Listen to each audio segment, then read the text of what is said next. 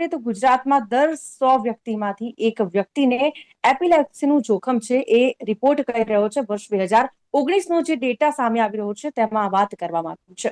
ખાસ કરીને વાત કરીએ તો આશરે કેટલા વર્ષની ઉંમરે બેઝિકલી આ રોગ છે તે સામે આવતો હોય છે વ્યક્તિની અંદર? કયા વય જૂથની અંદર આ રોગ વધારે પ્રમાણમાં જોવા મળતો હોય છે? ડોક્ટર લાવ.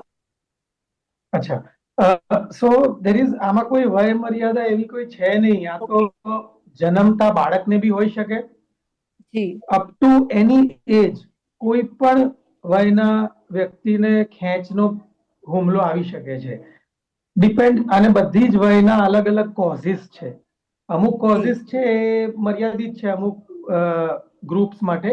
બાકી અલગ અલગ બ્રેન ટ્યુમર હોય, મગજમાં ઇન્ફેક્શન હોય, જી. સિન્ડ્રોમ્સ હોય અલગ અલગ ટાઈપના બાળકોમાં, બીજા હમ. બધા પણ ઘણા રીઝન્સ છે જેના લીધે એપિલેપ્સી થઈ શકે. બટ એની કોઈ પર્ટિક્યુલર એજ ગ્રુપ નથી. એક દિવસના ઓકે. બાળકમાં પણ વયનો હુમલો આવી શકે અને હમ. હમ. હમ. એની એજ સીઝર આવી શકે છે. Okay doctor